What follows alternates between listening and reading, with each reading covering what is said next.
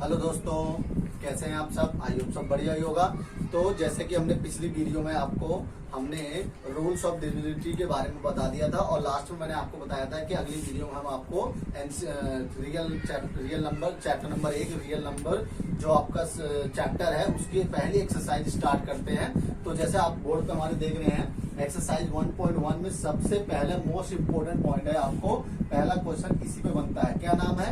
Euclid division lemma या Euclid division algorithm भी बोला जाता है। तो इसमें होता क्या है, तो पहले इसकी डेफिनेशन देख लेते हैं। इसमें क्या है, तो इसकी डेफिनेशन है आपका for A and be any two positive integers. इसके अंदर आपके ए और बी दो कोई से भी आप पॉजिटिव इंटीजर्स ले सकते हैं, ठीक है। And we can always find, हमें हमेशा फाइंड करना होता है अ यूनिक इंटीजर्स, एक यूनिक इंटीजर्स निकालना पड़ता है दैट जैसे Q and R such that, जैसे कि आपको हमेशा इसी फॉर्म में रखना होता है। यूक्लिड डिवीजन लेमा हमेशा इसी फॉर्म में चलता है आपको, जैसे मैंने आपको ये बॉक्स बना के बता दे रहा हूं। A equal to B Q plus R, comma जहां पर आपका आर जो है वो 0 से लेस देन या इक्वल, यानी आर या तो 0 होगा या 0 से कम हो सकता है, और बी से आर जो है रिमाइंडर जो है आपका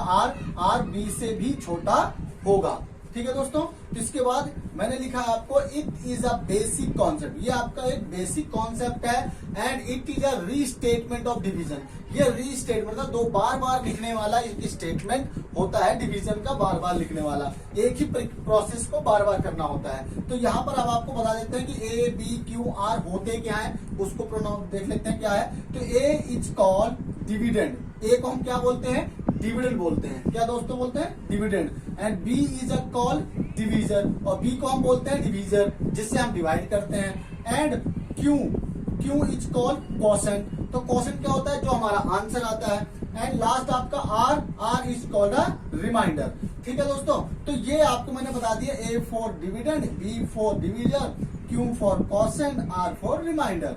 and if remainder R equal to 0, अगर रिमाइंडर की वैल्यू 0 हो जाती है तो हम कहते हैं कि that B is a divisor of a A, मतलब बी जो है वो ए का डिवीजर है।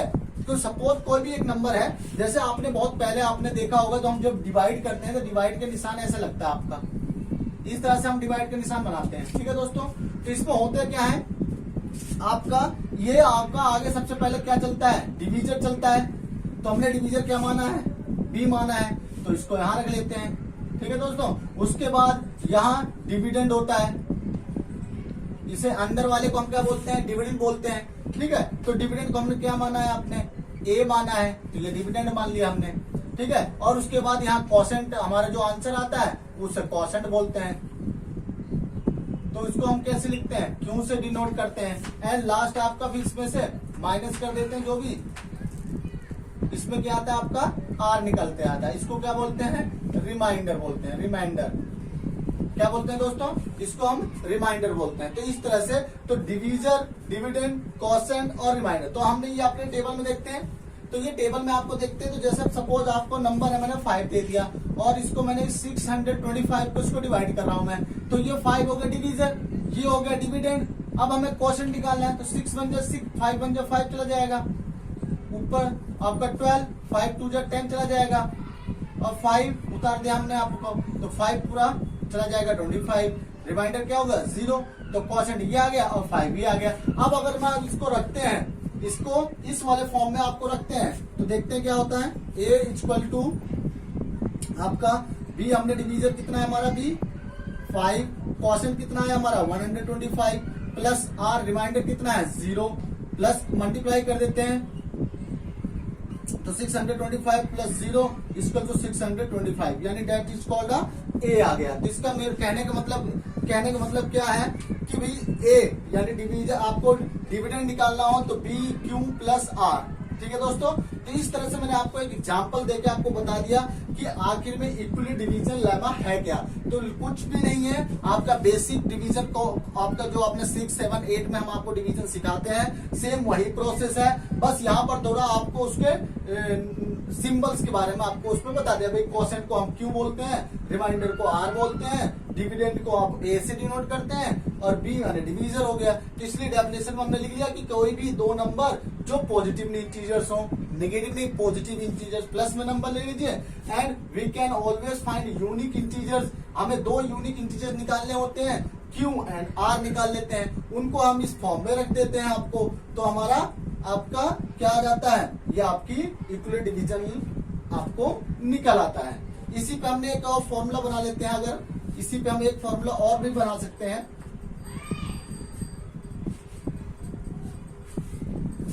ठीक है दोस्तों, तो इस पे आप अगर हम फॉर्मूला देखें तो इसको हम आपको, ये जो मैंने फॉर्मूला आपको बताया था, इस पे अगर हम फॉर्मूला आपको देखें तो आपको बना सकते हैं हम कि डिविडेंड अगर निकालना हो तो dividend is equal to divisor multiply quotient and plus remainder. क्या है, रिमाइंडर। तो ये भी आपका एक तरह का फॉर्मूला बन जाता है, ये भी आपका एक तरह का फॉर्मूला बन जाता है। तो ये वही चीज है जो मैंने आपको ये लिखा है। तो ठीक है, अब जैसे मानो इसको मैंने यहाँ आपको लिख दिया इसी को, जैसे मैंने आपको इक्विवेलेंट डिवीजन, ये आपका डिविडेंड हो गया ए और ये आपका बी हो गया डिवीजर, और इसमें आपको इनटू कर दिया कोसेंट एंड प्लस आर लगा दिया। क्या लगा दिया मैंने, आर। तो अब आपका क्या हो गया, ये वही वाला फॉर्मूला बन गया ना। तो इसीलिए इसी, चाहे इसको याद कर लें चाहे इसको याद कर लें, बात एक ही है। तो आपकी एक्सरसाइज 1.1 में जब भी आप इसको यूज किया जाएगा तो आपको इसमें इस तरह से यूज किया जा सकता है आपको। तो इसी को बोलते हैं इक्विवेलेंट डिवीजन लेमा। ठीक है दोस्तों, तो एक बार इसको और रिकॉल कर लेते हैं, इसको देख लेते हैं। For A and be any two positive integer था, वी कैन ऑलवेज फाइंड, हमें क्यू एंड फाइंड करना होता है, इसको इस फॉर्म में रखते हैं जहां पर ए इक्वल टू क्या कहते हैं, divided, B equal to divisor, Q equal to quotient और आर इक्वल टू रिमाइंडर। ठीक है दोस्तों, तो इस तरह से मैंने आपको बता भी दिया सिंबल्स के बारे में कैसे हैं, तो आई होप आपको अच्छे समझ में आ गया होगा। अब इस पे हम चलते हैं, इस पे एक क्वेश्चन ले लेते हैं इसमें। अच्छा, अब इसका यूज कहाँ किया जाता है, तो इसका एक्सरसाइज में आपको दिया गया है कि हमें एचसीएफ निकाल के दिखाइए, और यूज किसका करना है, इक्विवेलेंट डिवीजन लेमा का यूज करना है। ठीक है, तो इस पे हम क्वेश्चन लिखते हैं और उसको आपको बताते हैं, तो इसको हम रफ कर देते हैं।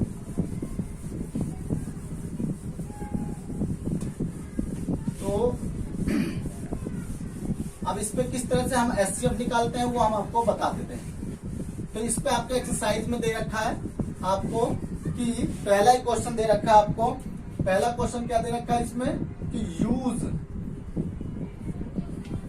Euclid division algorithm. तो use Euclid division algorithm find the HCF. इसमें आपको कुछ तरह के क्वेश्चन दे रखे हैं। तो पहला क्वेश्चन आपको दे रखा है, जैसे सपोज पहला क्वेश्चन क्या दे रखा है आपको, 135 एंड 225। सेकंड क्वेश्चन क्या दे रखा है आपका, 38220 एंड 196। एंड थर्ड क्वेश्चन आपको दे रखा है, थर्ड क्वेश्चन आपको दे रखा है 867 एंड आपको एंड 255। तो इस तरह से हमने एक एग्जांपल ले लिया, आपको कुछ भी आप इस पे ले सकते हैं। तो 135 एंड 225, 38,220 एंड 196, 867 एंड 255, ऐसे तीन क्वेश्चन दिए हैं। पहला ही क्वेश्चन है use Euclid division algorithm find the HCF. अभी जो हमने पीछे आपको बताया, पूरा परफॉर्मा आपको बताया था, उसी परफॉर्मे का यूज करते हुए इसका एचसीएफ आपको निकालना है। तो आप किस तरह से इसको निकालेंगे वो अब हम सीखेंगे। तो सबसे पहला मैं पहला क्वेश्चन आपको बता देता हूं फर्स्ट, तो उसी के जस्ट आपको दोनों क्वेश्चन कर लेने हैं। 135 एंड 225। तो इसमें सबसे पहले आपको लार्जर नंबर और स्मॉलर नंबर आपको निकालना है। तो लार्जर नंबर हमने आपको देख लिया, तो 100 आप इसके नीचे लिख दीजिए बाई क्या लिखेंगे आपका, बाई यूक्लिड डिवीजन, जो आपको ऊपर दे रखा है, यूक्लिड डिवीजन एल्गोरिदम,